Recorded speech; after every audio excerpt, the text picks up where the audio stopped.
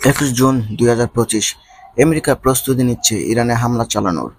আমেরিকার লক্ষ্য ইরানের পারমাণবিক গবেষণা কেন্দ্রগুলিকে ধ্বংস করে দেওয়া। এই মিশনে B-2 বোমার বিমানের অংশ পাঠানো হয়েছে F-117 নাইট হক যুদ্ধবিমান। কি এটি সেই যুদ্ধবিমান যাকে পৃথিবীর মানুষ আগে কখনো কোনো মিশনে যেতে দেখেনি, শুধু এর নাম শুনেছে। আমেরিকার সেনারা একে অদৃশ্য বুধ নামে ডাকে। এই যুদ্ধবিমান যেমন ভয়ঙ্কর তেমনি রহস্যময়।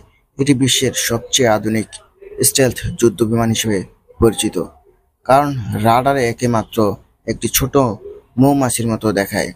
রাত 3টা 13 মিনিট হঠাৎ রাডারে ধরা পড়ে এক বিশেষ কিছুর।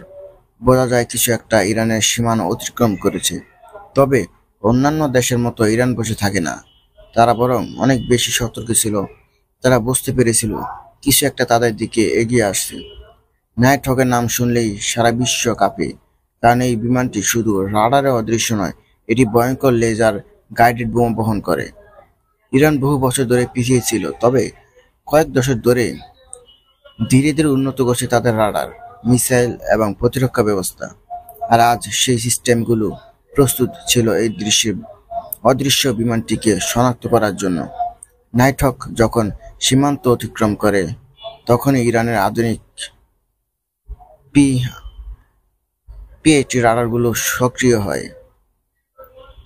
শুধু তাই নয়, ইরানের বিমান বাহিনী পাহাড়ের গায়ে এবং বিভিন্ন গোপন এয়ারবেস থেকে নজর রেখেছিল আকাশে। শুরুতে নাইট হক নিজেকে একটি ছোট পাখির মতো রাডারে তুলে ধরেছিল, কিন্তু ইরানের কম্পিউটার সিস্টেম আরও অভিজ্ঞ পাইলটরা জানতো সেদিন এই অদৃশ্য বিমান ধরা পড়বে, যেদিন কিছু একটা ঘটবেই। ইরানি রাডার অপারেটররা রাডারে স্ক্রিনে ছোট ছোট দাগ খুঁজছিলেন।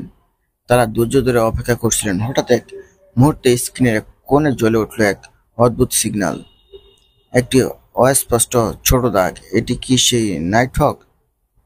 ইরানের বিমান বাহিনী এতে ভয় না পেয়ে বরং এটিকে চ্যালেঞ্জ হিসেবে নিল।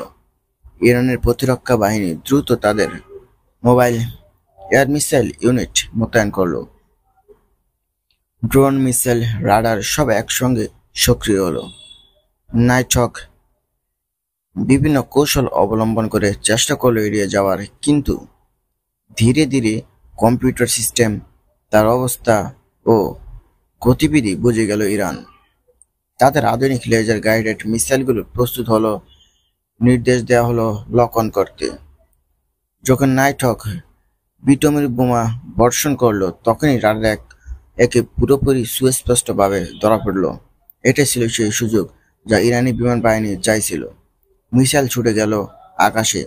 দ্রুত গতিতে রাডারের দিক নির্দেশনায় চালিত হয়ে এগিয়ে গেল নাইট হকের পাইলট। চেষ্টা করলেন এড়াতে, উঁচুতে ওঠা, বাঁক নেওয়া, 90 ডিগ্রি মোড় নেওয়া, তবু শেষ পর্যন্ত মিসাইল লক্ষ্যভ্রষ্ট হলো না।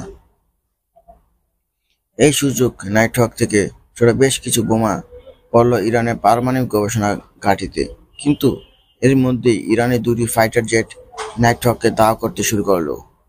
এখানে একটি ব্যাপার, নাইট হক যুদ্ধের জন্য তৈরি নয়, বরং এটি তৈরি করা হয়েছে বোমা বহনের জন্য এবং নিখুঁতভাবে টার্গেট আঘাত করার জন্য।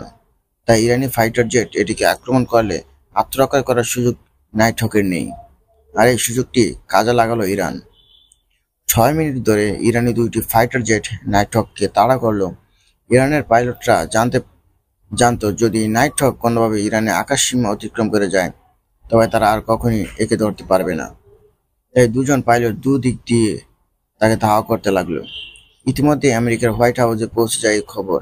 এদিকে ইরানের একজন পাইলট নাইট হকের দিকে মিসাইল লক করলেন এবং এরপর সরাসরি আঘাত নাইটের হকে একটি ডানা ভেঙে পড়ে যায় এবং কিছুক্ষণ পরেই সেটি মাটিতে ভেঙে পড়ে ধ্বংস হয়।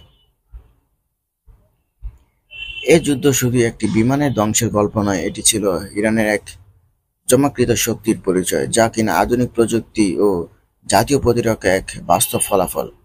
21 জুন 2025 সে রাত্রি ইরানের ইতিহাসে লেখা থাকবে। তবে দুঃখের বিষয় হলো, আপনি শুধু কিছু আন্তর্জাতিক গণমাধ্যমে এই খবর জানতে পারবেন, কারণ আমেরিকা বা ইসরায়েল কখনোই চায় না তাদের ক্ষতির খবর মিডিয়ার সামনে আসুক।